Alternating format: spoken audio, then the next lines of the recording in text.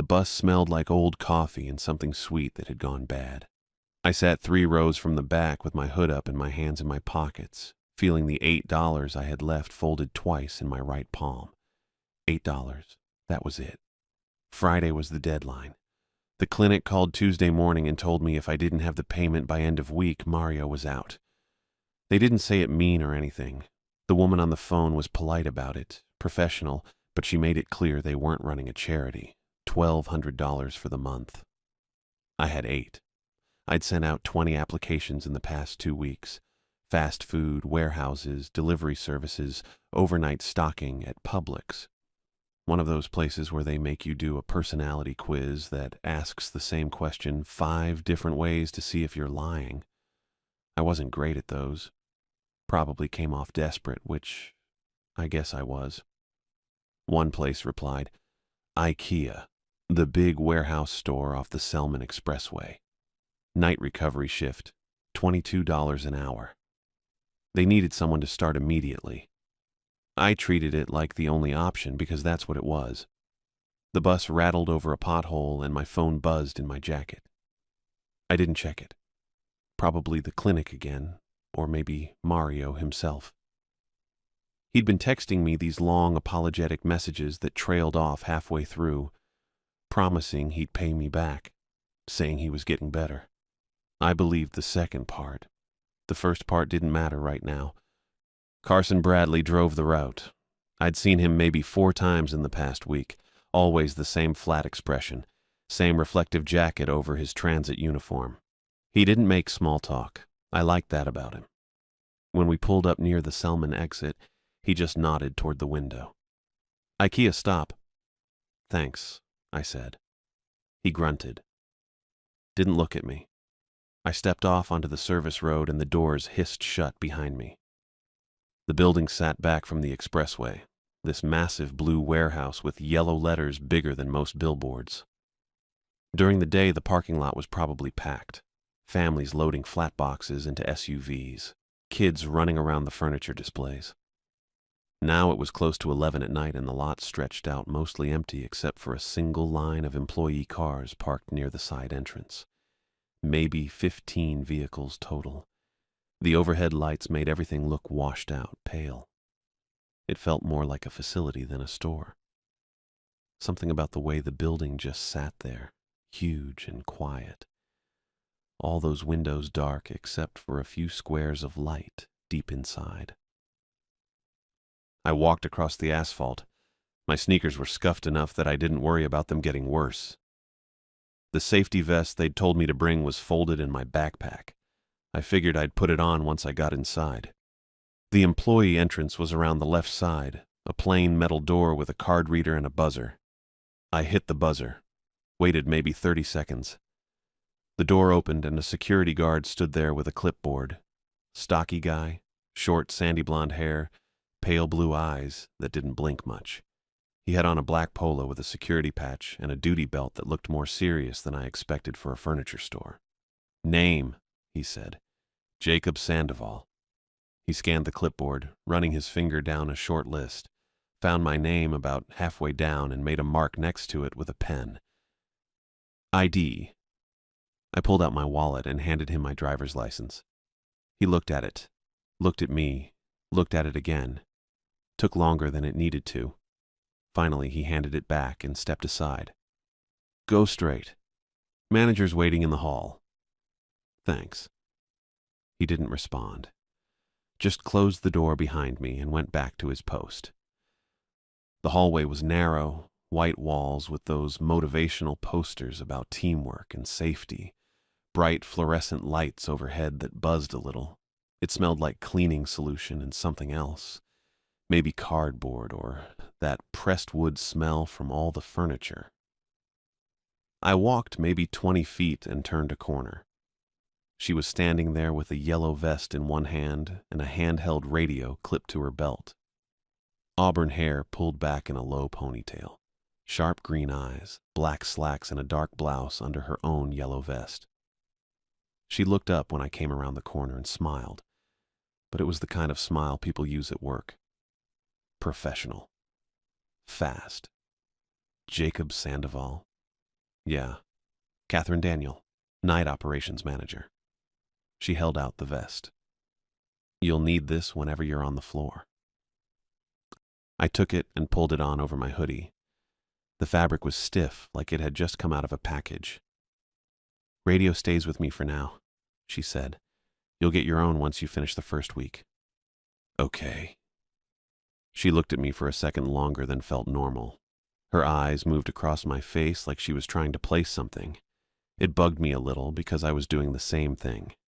I didn't know her. Pretty sure I'd never seen her before, but something in the way she stood, the way she tilted her head just slightly, felt familiar. Not her face. Something else. You look like someone, she said. Yeah? Can't place it. She shook her head and turned, already walking. Doesn't matter. Let's get you oriented. I followed her down the hall. She walked fast, her shoes clicking on the linoleum. We passed a break room with vending machines and a microwave, then a door marked Authorized Personnel Only. She kept glancing to the left toward where the hallway opened up into what I assumed was the main store floor. I couldn't see much from where I was, just the top of a stopped escalator and a lot of darkness past the employee section lights. Shift starts at 11, ends at 6, she said without looking back. You'll be working recovery tonight. That means resetting the showroom floor, cleaning demo kitchens, folding linens, fixing any displays customers messed up during the day. Got it. It's straightforward work. We'll pair you with someone who knows the sections. She glanced toward the escalator again. Just a quick look, but I caught it. Her hand moved to the radio on her belt. Didn't press anything, just touched it. Questions? She asked. I had about 10. Why did the security guy act like he was checking me into a prison? Why did she keep looking at the escalator? Why did a night recovery shift pay $22 an hour when most places offered $15? When do I get paid? I asked instead. Fridays. Direct deposit if you filled out the form. I did. Then you're set. She stopped at a door marked Stock Access and turned to face me. This job isn't complicated, Jacob. Show up, do the work, don't wander off your assigned sections. That's it. The way she said it made it sound like people had wandered before. Okay, I said. She studied my face again, that same look, like she was solving something in her head. Then she checked her watch and her expression tightened. We're behind, she said. Come on. She pushed through the stock access door, and I followed, and the familiar feeling I couldn't place got a little bit stronger. Catherine pushed through another door, and I followed her into the break room. Same one we'd passed earlier. Vending machines along the left wall, microwave on a counter, round tables with those plastic chairs that stack, fluorescent lights humming a little too loud. She pulled out one of the chairs and sat down, gestured for me to sit across from her. I sat. Catherine reached into her vest pocket and pulled out a white card. Business card size, maybe a little bigger. Hard to tell from where I was sitting. She slid it across the table toward me. There was a small envelope attached to it with a paper clip. This stays in your pocket all night, she said, not looking at my face, looking at the card between us. I didn't touch it yet. The card lists your section assignments and procedures, Catherine said. The envelope contains materials you may need during your shift. May need, weird way to put it. I reached for the card, picked it up. The envelope was light. Something inside, but not much. The card itself was laminated. Thick plastic. Someone had gone to the trouble of making this permanent. Catherine's radio crackled. Static. Then nothing. She touched it, but didn't lift it from her belt. Read it, she said. So I read it. The front of the card had my name at the top. Jacob Sandoval. Printed in that default font every office printer uses. Below that it said night recovery shift in smaller letters. Then 5 rules, numbered, each one single-spaced. 1. Keep showroom lights on at all times during your shift. 2. Do not enter Smoland after 1:10 a.m. 3. If the store chime rings without an announcement, face the nearest wall for 60 seconds. 4. If you encounter an employee without a name tag, hand them a blue receipt from the envelope and walk away immediately. 5. Leave at 4:58 a.m. through loading dock door 3. I read them twice. Didn't say anything. Catherine was watching me now. Confirmed them back to me. What? The rules. Tell me what they are. I looked down at the card again. This felt like a test, the kind where if you get one word wrong, the whole thing doesn't count. Keep the showroom lights on, I said. The whole shift. Catherine nodded once. Don't go into Smoland after 1:10 a.m. Another nod. If the store chime goes off without someone talking after it, I face the nearest wall for 60 seconds. Correct. If I see an employee without a name tag, I give them a blue receipt from this envelope and walk away right after. Immediately, Catherine said. Not right after. Immediately. Immediately, I repeated. She waited. And I leave at 4:58 a.m. through loading dock door 3. Catherine leaned back in her chair. Good. I turned the card over. The back was blank except for a single line of text at the bottom. Property of IKEA night operations. Do not remove from premises. I looked up. What's Smoland? The children's play area, Catherine said. 3rd floor. You won't need to go near it tonight. Then why? Because the rule applies every night. She stood up. Put the card in your pocket.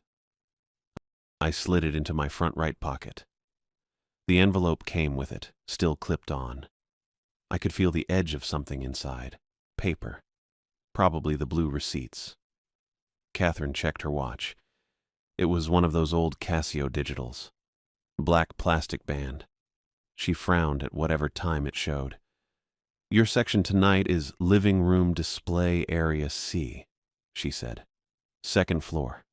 Reset the sofas, fold the throw blankets, straighten the coffee tables.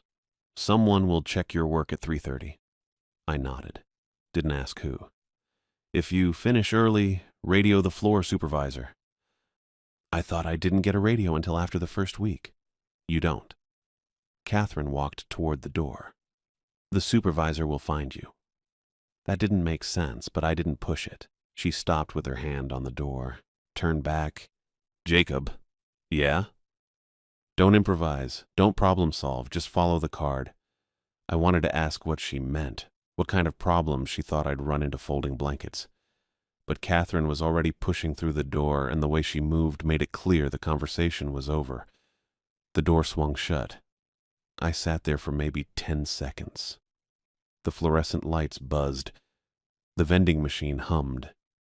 Somewhere far off I heard a sound that might have been a pallet jack or might have been something else. I pulled the card back out of my pocket. Read the rules again. They were wrong.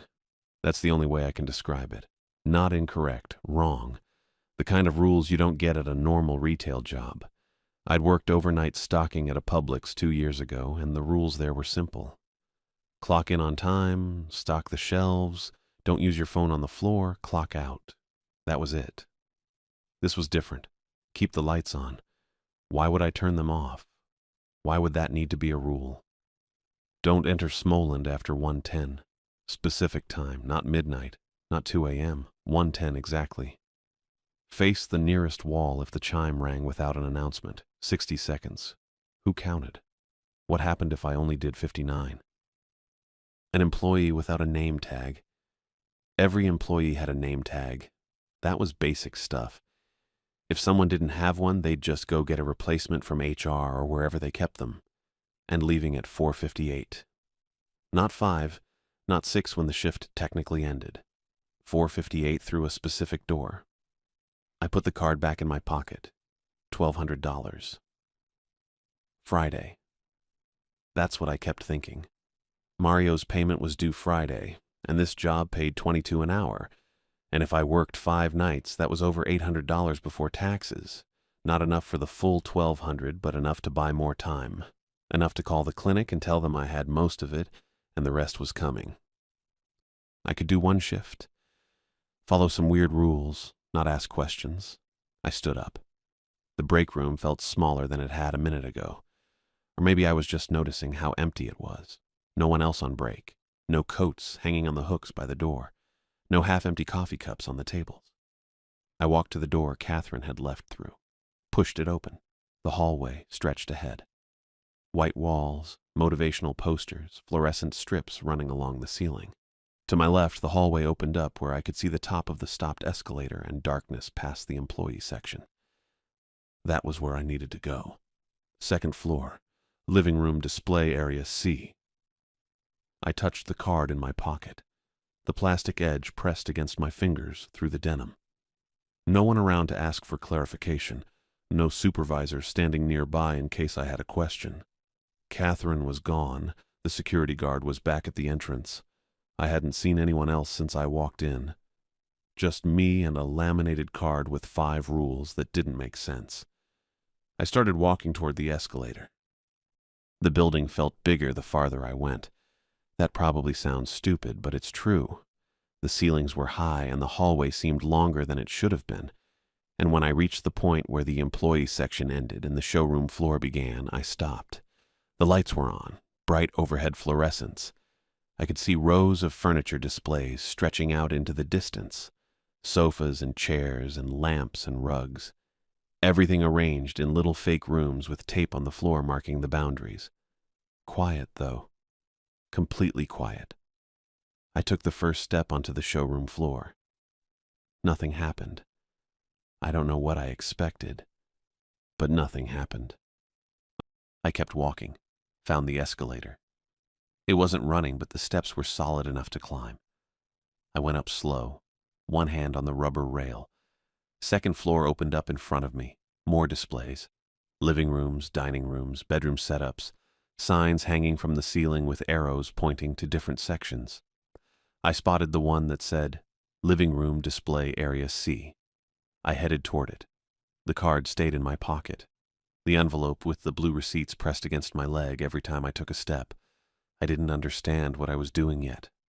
Not really. But I understood I couldn't stop. The clinic deadline was Friday. Catherine had hired me on the spot. This was the job. These were the rules. The building wasn't asking me if I wanted to be here. It was just pushing me forward. I started in the kitchen displays. That's where Catherine told me to go. Second floor, living room display area C, except when I got up there I found kitchens first, rows of them. Little fake rooms with counters and cabinets and sinks that probably didn't connect to anything, tags hanging off everything, cups stacked on shelves, drawers half open with spatulas and wooden spoons staged inside like someone actually lived there. I figured I'd work my way over to the living room section after I got my bearings. The first thing I did was restack the cups. Someone had knocked over a tower of white ceramic mugs in the second kitchen setup, the one with dark blue cabinets and fake subway tile. They were scattered across the counter, a couple on the floor. I picked them up one by one and restacked them the way they'd probably been before. Neat. Even edges. Then I moved to the tags. Half of them were flipped backward or hanging crooked. I straightened maybe 20 of them, reading the Swedish names I couldn't pronounce. Roskog, Fintorp, Enhet. All capitals, all impossible. The stage drawers were next. People had opened them during the day and just left them that way. Some were pulled all the way out. I pushed them back in, adjusted the forks and knives inside so they looked purposeful again, orderly. It was easy work, repetitive. The kind of thing I could do without thinking too hard. The store felt weird, though. Not bad weird. Just weird.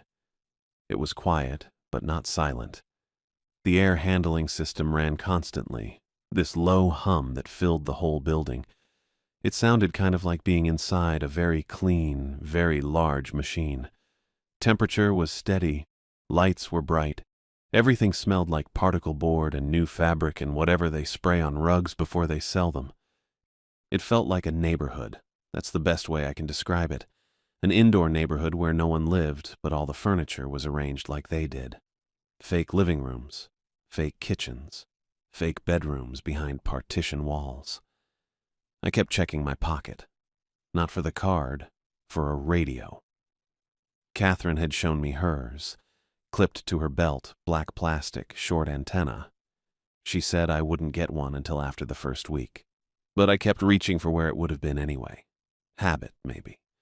Or just the feeling that I should have had a way to call someone if something went wrong. I pulled out my phone instead. 11:18. No signal. Not even one bar. I put it back. I tried to convince myself the place was just dead at night. That's all. Big retail stores were always like this after closing. Empty, quiet, kind of surreal when you were the only person walking around. I'd done overnight stocking at Publix 2 years ago, and it had felt the same way for the first few shifts. You got used to it. I moved to the next kitchen display. This one had white cabinets and a fake window with a printed picture of trees behind it. I straightened the dishcloths folded on the counter, adjusted a cutting board someone had left at an angle, and repositioned a bowl of fake lemons. My hands were busy. That helped. I kept working. 11:43, 11:51. Midnight. The background music cut out. I didn't notice it until it was already gone. There'd been this faint, instrumental thing playing the whole time. I hadn't paid attention to it, but it had been there. Soft. Scandinavian sounding, probably. And then it just stopped. The silence after it was different. Heavier. Then the chime rang. One clean note. Loud. The kind of sound they play over the intercom before an announcement. I stopped moving. Stood there in the middle of the fifth kitchen display with a wooden spoon in my hand. I waited for the announcement. Nothing. Just the air handling system. The hum. I thought about the card in my pocket. Rule 3. If store chime rings without announcement, face nearest wall for 60 seconds. I'd read it 4 times already. I knew what it said, but I didn't move right away. I should have. I know that. But I just stood there for a couple seconds, trying to figure out if I'd missed the announcement. If maybe I hadn't been paying attention and someone had already said something. No, I would have heard it. The chime had rung. No words after. I realized I had waited too long. Not long, maybe 5 seconds, but longer than I should have. I turned toward the nearest wall. It was the back panel of the kitchen display. Fake drywall with a row of picture frames hung in a grid. Black frames, white mats, photos of plants and buildings and close-ups of coffee cups. IKEA art. The kind that came in plastic wrap. I faced it. I started counting. 1, 2, 3. My heart was going faster than it should have been. I didn't know why. It was just a rule. Probably some safety thing. Maybe they were moving equipment and didn't want people in the aisles. 4, 5, 6. I kept my eyes on the frames. There were 9 of them. 3 rows of 3. 7, 8. I heard something behind me. Not footsteps. A drag.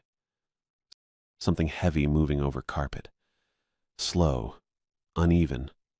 Like furniture being pulled. I didn't turn around. 9. 10. 11. The sound kept going, closer. I could feel my shoulders tense up. I wanted to look. I didn't look. 12, 13, 14. It stopped. Right behind me. Close. Close enough that I could smell it. Wet wood. That was the first thing. Like lumber that had been sitting outside in the rain for too long. And under that, something else. Dampness. Old dampness. The kind that gets into basements and doesn't leave. 15. 16. I kept counting. I didn't move. I could hear my own breathing. I tried to keep it quiet. Steady. 17. 18. 19. Whatever it was still there. I didn't hear it move again. I didn't hear it breathe. But I knew it was there. 20. 21. My hands were shaking a little. I shoved them in my pockets. Left hand touched the card. The plastic edge. 22. 23. 24.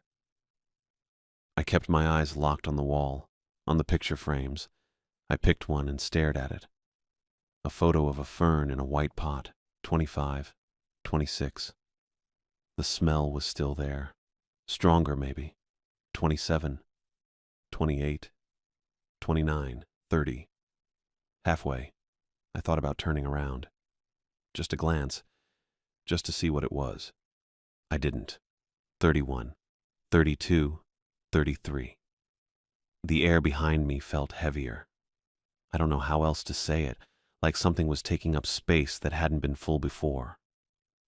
34, 35, I kept counting. 36, 37, 38, 39, 40, 41, 42. My neck hurt from holding still. 43, 44, 45. The smell started to fade, I think, or maybe I was just getting used to it. 46, 47, 48. I heard the drag again, quiet, moving away. 49, 50. It kept going. Farther.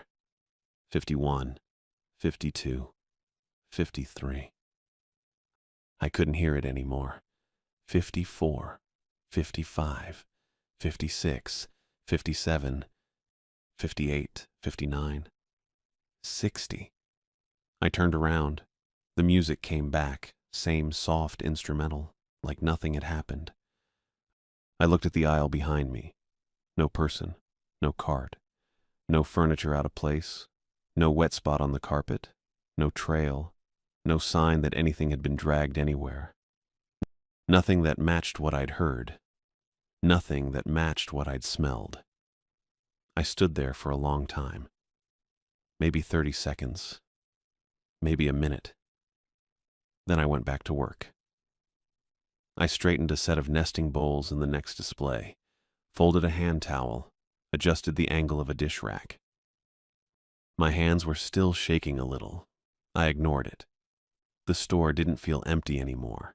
It felt like it was waiting for me to make the next mistake. I found the first receipt at 12:40 in the morning. I was restacking plates in a dining display when I noticed something tucked under the base of a floor lamp. Not trash, too deliberate. The lamp stood in the corner of a fake living room, gray couch, white rug, that bookshelf everyone buys. And the receipt was folded once and wedged between the metal foot and the carpet. I pulled it out. Blue paper. Same shade as the one Catherine gave me in the envelope. Same size, same format with the IKEA logo printed at the top and a list of items below in that narrow receipt font. I unfolded it all the way. The total at the bottom read $0.00, not blank. Printed. Like someone rang up a cart of items and then the system zeroed everything out before finishing the transaction. I held it up to the light. The paper had that same slightly waxy texture. The items listed were normal. Puang chair, lac side table, Fergrick plate set. Real products, real item numbers. But the prices next to each one were all dashes. And at the bottom, where it should have shown tax and payment method, there was just that zero. I checked the envelope in my pocket. Still clipped to the card, still sealed. This receipt wasn't mine. Someone else had dropped it, or left it, or it had been sitting under that lamp for weeks, and no one bothered to pick it up during the day. Except it wasn't dusty, wasn't wrinkled except for the one fold. Looked fresh. I turned it over. The back was blank. I thought about Rule 4. If you encounter an employee without a name tag, hand them the blue receipt from the envelope and walk away immediately. Catherine made me repeat the word immediately twice. She didn't say what happened if I used the receipt wrong. Didn't say if I'd get a replacement. This one could work as a backup. Probably stupid. Probably didn't matter. But if I lost the envelope, or tore the real one by accident, having a second receipt might save me from whatever Catherine didn't want to explain. I folded the blue paper again and put it in my left pocket. separate from the card and envelope in my right. The lamp stayed crooked. I straightened it and kept moving. At 1:05, I heard something roll. I was passing the Smolin door on my way toward the bedroom displays. I'd been avoiding it since I came upstairs. Catherine said I wouldn't need to go near it tonight, said the rule applied every night. But the path from kitchens to living rooms curved past the play area entrance whether I liked it or not. The door was closed. Frosted glass panels set into a wooden frame, yellow and blue trim. The IKEA Smolin logo printed across the center with that little house and the cartoon kid. No window to see through, just the panel glowing faintly, glowing. The lights were on inside. I stopped walking. Rule 2 said do not enter Smolin after 1:10 a.m. Didn't say anything about the lights. Didn't say if they were supposed to be on or off. But I could see the glow through the frosted glass, pale and even, like someone left the overheads running. That's when the sneaker rolled out. It came from underneath the door. The gap at the bottom was maybe half an inch, enough for air and dust, and the sneaker came through that gap moving fast. A kid's sneaker. Small. Blue with white laces and a Velcro strap. It rolled 3 feet and spun to a stop on one of those floor arrows they paint to guide customers through the store. Perfect center, like someone aimed it. I stared at the shoe, then at the door, then back at the shoe. The lights behind the frosted panel stayed on. Steady. No flicker. I checked my phone. 1:06. 4 minutes until 1:10. I should have kept walking. Should have stepped over the sneaker and followed the arrows toward the bedroom section like Catherine told me. Living room display, area C, reset sofas, fold-throw blankets. Don't improvise. But I didn't move, because I heard the voice. Hello? A kid. Young, maybe 5 or 6. The kind of voice that carries even when it's trying to be quiet. I can't find my mom. The words came from behind the Smolin door. Muffled through the frosted glass, but clear enough. My hand moved toward the handle before I thought about it. Jacob? I froze. The kid knew my name. Jacob, can you help me? My hand hovered 2 inches from the metal handle. I could see my reflection in the frosted panel, warped, stretched, the yellow safety vest too bright under the lights. I pulled my phone out again. 1:07. 3 minutes. The voice came again, smaller this time. I'm scared. I thought about Mario, about the $1,200, about Catherine's face when she told me not to improvise, not to problem solve, just follow the card. Do not enter Smolin after 1:10 a.m. After. It was 1:07. Technically, I had 3 minutes. Technically, the rule didn't apply yet. I looked down at the sneaker. It hadn't moved, still centered on the arrow, still perfectly placed. My hand dropped. I took 1 step back from the door. Jacob. 1:08. 2 minutes. The kid's voice sounded patient now, not scared, not crying, just waiting. I took another step back. You can come in. It's okay. 1:09. I watched the seconds on my phone, watched them crawl from 58 to 59 to 1:10. The voice changed, not louder, not different words, but the tone shifted, dropped, like someone older doing an impression of a kid and not trying as hard anymore. You're smart, it said. Calm, even. That's good. I backed up another 3 steps. My shoulders hit a shelving unit, fake plants in pots. The plastic leaves rattled. The glow behind the frosted panel didn't change. The sneaker stayed where it was. I turned and walked fast toward the bedroom displays, toward anywhere that wasn't the Smolin door, and I didn't look back. At 1:12, I tried the radio. I didn't have. Stupid. Automatic. I reached for my belt where Catherine's radio had been clipped and found nothing but my hoodie and the safety vest. But I heard it anyway. Static. Faint. Coming from somewhere ahead of me in the furniture maze. I stopped walking. The static continued. Low, steady. The kind of white noise a radio makes when it's on but no one's transmitting. Then I heard the breathing. Slow, deliberate. Like someone holding the microphone right up to their mouth and just standing there. In and out. Patient. I checked my phone again. Still no signal. Still 112. The breathing didn't stop. I moved. Turned left down an aisle of nightstands and dressers, following the painted yellow arrows on the floor that were supposed to lead customers through the store in order. The breathing faded behind me, but the static stayed, distant now, like it was moving parallel to me one section over. I needed to get to the registers. Front of the store. Open space. Easier to see what was coming. The arrows curved right through a bedroom display. 4-poster bed, white duvet. Those floating shelves everyone puts above their headboard. I followed them into a kid's room section. Bunk beds, small desks, toy storage bins in primary colors. The arrows turned back toward children's furniture. I stopped. Looked at the path. It looped. The yellow line curved past a toddler bed display and bent back the way I'd come. That wasn't right. I ignored the arrows and turned left instead, cutting through a gap between 2 bedroom sets. The overhead signs hung from the ceiling every 30 feet, big yellow panels with black text and section names. I found one that read, "Checkout, as exit," with an arrow pointing forward. I followed that instead. 3 steps later, the floor arrows appeared again, cutting across my path. I stepped over them and kept going straight. The arrows curved in from the right. I walked faster, past a living room display, a dining table set up, a wall of framed prints. The arrows kept appearing.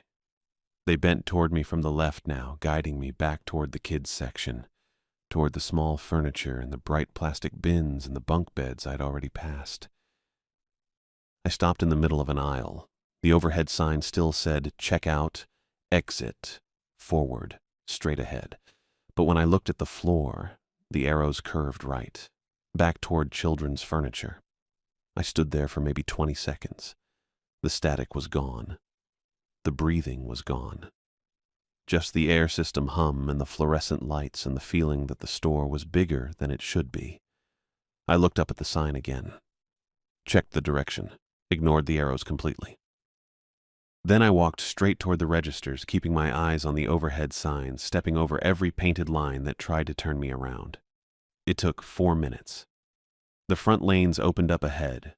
Rows of registers, conveyor belts, impulse buy shelves, stocked with candy and batteries and measuring tapes. Open space. Bright. Empty. I stopped at the first register and leaned against the counter. My hands were shaking again. I pulled the card out of my pocket and read, "Rule 2 one more time. Do not enter Smoland after 1:10 a.m. I'd followed it. Barely. But I'd followed it. I put the card back and checked the time. 1:17. 5 hours and 41 minutes until I could leave through loading dock door 3. I stayed at the registers for 3 full minutes, catching my breath, listening to the empty store, trying to figure out what the hell I'd just agreed to work in. Then I pushed off the counter and headed back toward living room display area C. I still had sofas to reset. The front lanes looked different than they should have. I stood there catching my breath, leaning against the first register, and noticed the chain barriers were gone. The ones that should have been stretched across every checkout lane because the store was closed, just gone. And the carts, there was a whole row of them lined up in the corral, perfectly straight. Not the usual mess of nested carts shoved together. These were aligned like someone took a ruler to them. I checked my phone. 1:23 a.m. Behind the carts, someone stood there. An employee. Yellow IKEA shirt. Dark pants. The uniform I'd seen in the training videos they emailed me. The person wasn't moving, just standing with their hands at their sides, about 15 feet away on the other side of the cart corral. I straightened up. Probably just another night worker, someone Catherine forgot to mention. I almost said, "Hey." Then I looked at the name tag area. It was blank. Not missing, The fabric rectangle was still there on the chest, the right size and shape, but no name printed on it. No plastic sleeve, just blank yellow cloth. Rule 4 hit me before I could think about it. If you encounter an employee without a name tag, hand them the blue receipt from the envelope and walk away immediately. The employee lifted one arm, slow, gestured with their hand toward the upper floors, then pointed. I followed the direction. Smoland. Third floor. The gesture meant something up there. A spill, maybe. That's what the motion looked like. The kind of pointing you do to tell maintenance there's a mess somewhere. Then the employee pointed at me. No, not at me. Lower. At my pocket. The envelope. I could see the bulge where I'd clipped it to the card in my right front pocket. The envelope Catherine gave me with the blue receipts inside. The ones I wasn't supposed to need unless I ran into this exact situation. My left pocket had the other receipt, the one I'd found under the lamp at 12:40. I'd kept it as backup, just in case. The employee kept pointing, patient, waiting. I pulled the card out of my right pocket, the envelope still clipped to it with the paper clip. My hands weren't shaking anymore. Weird. They'd been shaking after the thing at midnight, after the dragging sound and the wet wood smell, but now they were steady. I could give them the envelope receipt. That's what Rule 4 said. Hand them the blue receipt and walk away immediately. But I had 2 receipts now. Catherine never said I couldn't use the one I found. She gave me the envelope, sure, but the rule just said blue receipt. Didn't specify which one. And if I gave away the envelope receipt now and ran into another employee without a name tag later, I'd have nothing left. The employee stood there, still pointing. I made the call. Seemed safest. I reached into my left pocket and pulled out the loose receipt. The one from under the lamp. Unfolded it once so it looked proper, like I'd pulled it from the envelope. Held it up so the employee could see the blue paper. Then I walked forward, didn't rush. Just crossed the space between the register and the cart corral, my sneakers quiet on the concrete floor. The overhead lights were bright. The employee didn't move. I stopped about 3 feet away and held out the receipt. The employee reached for it. Their hand moved smooth, no hesitation. Fingers closed around the blue paper. I let go. For a second, nothing happened. Then the store lights flickered, just once. Like a power blink, the kind that makes you think the electricity dipped for half a second before the backup kicked in. Fluorescence dimmed, came back, steady again. The tension I'd been carrying since Smoland, the tightness in my chest, the feeling that something was watching, dropped, just gone. I took a full breath for the first time in 20 minutes. I'd paid it. Whatever token the rules wanted, I'd handed it over. The backup receipt worked. The thing accepted it. I stepped back, ready to walk away immediately like the rules said. The employee turned, slow pivot toward the escalators, toward the upper floors, toward Smoland. I was already turning to leave when it stopped, and looked back at me. That's when I saw the hands. Both hands came up, palms facing me. Fingers spread. Black staples were driven through the palms. Not one or two, rows of them. Neat lines of industrial staples, the kind you'd use on cardboard or upholstery, punched straight through the flesh in perfect intervals. Maybe 8 or 9 per hand. The metal gleamed under the fluorescent lights. No blood, no wounds around the staples. Just the black metal and skin. The employee pointed. One stapled hand extended, finger aimed directly at my right pocket. At the envelope, the real one, the one Catherine gave me, still clipped to the card. My stomach dropped. I'd given it the wrong receipt. The chime rang. Not from the intercom, from inside the cart corral. The sound came from within the nested row of carts, metal tapping against metal, like someone was in there hitting a pipe against the frame. Rule 3 said face the wall when the chime rang without an announcement, but I was at the registers. The nearest wall was 20 feet back. Rule 4 said walk away immediately after handing over the receipt. I picked Rule 4. I turned and moved. Fast walk, not running yet. My brain was doing that thing where it gets real calm and practical when everything goes wrong. The stockroom entrance was to the right, past the customer service desk. I'd seen the door on my way to the registers earlier. The tapping kept going behind me. Rhythmic, tap, tap, tap, pause, tap, tap, tap. I reached the door marked Authorized Personnel Only and shoved through without slowing down. The door swung shut behind me and the tapping cut off. Totally silent. The stockroom was huge. Rows of industrial shelving 30 feet high, loaded with flat-packed boxes in brown cardboard and white plastic wrap. Forklifts parked in the aisles. Pallet jacks, the smell of wood pulp and shrink wrap. I kept moving, didn't stop to look back. Followed the main aisle about 40 feet in, then took a left between two shelving units. The boxes here were labeled Hemknees and Packs, wardrobes. The big ones that came in 4 or 5 separate flat packs. I slipped into the gap between a stack of boxes and the shelving frame. Tight space, maybe 2 feet wide, enough to crouch down and stay out of sight if someone walked past. I crouched, pulled my knees up, controlled my breathing. The feeling of being watched was still there, not as strong as before, but present. That pressure on the back of my neck, the sense that something was paying attention. I waited, counted seconds in my head, got to 60, kept going, 120, 180. The air handling system hummed. Somewhere far off, a compressor kicked on. Normal sounds, building sounds. The feeling started fading around 300 seconds. 5 minutes. The pressure lifted degree by degree until it was just me in a stockroom hiding behind flat-packed furniture at 1:30 in the morning. I checked my phone. 1:32 a.m. No missed calls. No signal still. I stayed put another minute, then another. The feeling was gone. Whatever had been watching, whatever that employee was, it wasn't focused on me anymore. I leaned my head back against the cardboard.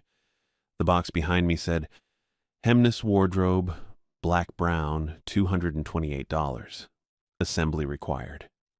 Yeah, that sounded about right. I stayed in that stockroom until 2:22, checked my phone probably every 3 minutes. No signal still. Just the time updating and my battery dropping to 71%. The feeling of being watched was gone completely by then. Whatever had followed me from the registers had moved on or stopped caring. That worried me more than it should have. I needed to find Catherine, ask her what the hell was actually happening. Maybe get a straight answer about the receipts or why an employee had staples driven through both palms or what Mario had to do with any of this. I walked back through the stockroom the way I'd come in, past the PAX boxes and the forklifts parked crooked in their lanes. The break room was 2 hallways over from authorized personnel. I remembered passing it twice during orientation. The door was propped open when I got there. That was the first weird thing. It had been closed every other time. I pushed through and the room was empty. No Catherine, no one at the tables. The vending machines were still humming and the microwave clock read 2:23 in green digits. Catherine's vest was hanging on a hook by the door. Just the vest. Yellow with the IKEA logo on the back. Her radio was gone, but the vest was there like she'd taken it off mid-shift and walked away. I touched the fabric. Still warm. Underneath the vest, sitting on the narrow shelf below the hooks, was a card. Not mine. A second one. I picked it up. Same size and shape as the one in my pocket. Same laminated plastic. But this one was older. The edges were worn, and one corner had a coffee stain that bled under the lamination in a brown half circle. The front had a name printed at the top in the same default font. Mario Casey. My chest went tight. Below his name it said, Night Recovery Shift, in smaller letters. Then the same 5 rules I'd memorized. Rule 1. Keep showroom lights on at all times during shift. Rule 2. Do not enter Smoland after 1:10 a.m. Rule 3. If store chime rings without announcement, face nearest wall for 60 seconds. Rule 4. If you encounter employee without name tag, hand them blue receipt from the envelope and walk away immediately. Rule 5. Leave at 4:58 a.m. through loading dock door 3. But below Rule 5, someone had written in black permanent marker, "The blue receipt is not a pass, it's a trade." I read it twice. The handwriting was blocky and uneven. Not Mario's. Someone else had written that after the card was printed. I turned the card over. The back wasn't blank. There were notes. Pen and marker. Different colors. Blue ink. Black ink. Red marker. Like multiple people had added to it over time. Catherine's handwriting was at the top. I recognized it from the schedule she'd shown me during orientation, neat and slanted to the right. Next to Mario's name, she'd written, "Quit without paying. Debt transferred." Below that, in different handwriting, messier, "Tried to leave through main entrance. Didn't make it to the door." And at the bottom, in red marker, big letters, "Receipt marks you. Handing it over only satisfies the first demand." I stood there holding both cards, mine in my right hand, Mario's in my left. The loose receipt I'd found under the lamp. The one I gave to the employee at the registers. That hadn't been a backup. It had been bait, or a marker. I'd picked it up thinking I was being smart, and all I'd done was show them I had the real one. The envelope Catherine gave me was still clipped to my card in my right pocket, unopened. The blue receipts inside were what they actually wanted. And Mario had worked here. Mario had stood in this same break room, worn a vest, carried a card. He'd quit without paying something, and now I was here in his place wearing his debt. I checked the time. 2:29. 4:58 was the exit time. Loading dock door 3. That gave me 2 hours and 29 minutes to figure out what paying meant or how to get out without handing over the envelope. I folded Mario's card and put it in my left pocket where the loose receipt had been. Then I walked back out to the showroom floor. The bedroom section started right past the escalators on the second floor. Rows of stage setups, queen beds with duvets, nightstands, dressers with mirrors attached to the backs. I passed the first mirror at 2:33. I saw myself. Tired. Hood still up. Yellow vest over my hoodie. And behind me, maybe 10 feet back, the employee from the registers. I spun around. No one there. Just an empty aisle. A bed with gray sheets. A floating shelf unit. I turned back to the mirror. The employee was still there, standing in the same spot, hands at their sides. The staples in their palms visible even in the reflection, neat black rows driven through the skin. I moved forward, kept walking. The next mirror was in a different setup. White dresser, round mirror in a wooden frame. I looked. The employee was closer, maybe 6 feet behind me now. I didn't turn around that time. I knew they wouldn't be there in real space. Third mirror, tall and leaning against a wardrobe display, 4 feet behind me. Close enough I could see the blank name tag clearly. Close enough to see their expression, neutral, patient, waiting. Fourth mirror, 2 feet. If I stopped walking, they'd be right against my back. I stopped checking mirrors after that. At 4:40, the chime started. Not one ring, 2, ding-dong, ding-dong, pause, ding-dong, ding-dong. I was in the office furniture section, desks and filing cabinets and those ergonomic chairs that spin. The chime kept ringing, pairs, every 15 seconds. I pulled out my card and reread Rule 3. Face the wall for 60 seconds when the chime rings without announcement. But this wasn't stopping. The chime rang again, closer. Like the sound was coming from a different speaker now, one right above me. I started walking, didn't know where, just forward. The overhead lights in the aisle behind me went dark, not a flicker, just off, a clean line of shadow spreading from the back of the section toward where I stood. I walked faster. The lights kept cutting out, one row at a time, chasing me. The chime was pushing me somewhere, guiding me the way the floor arrows had tried earlier. I looked at the overhead signs. They all pointed the same direction now, toward the escalators, toward the third floor, toward Smoland. Rule 1 existed to keep the lights on because whatever hunted needed you to see it coming, needed you to know it was there. The darkness wasn't cover, it was pressure. It was a hand on your back shoving you forward into the sections that broke the other rules. I turned left, tried to cut through a gap between bookcases. The lights ahead went dark. I turned right. Dark. The chime rang again, louder, angrier, ding-dong, ding-dong. I ran. At 4:55 I was on the third floor. I hadn't meant to go up. The escalators had been the only path left with lights still on.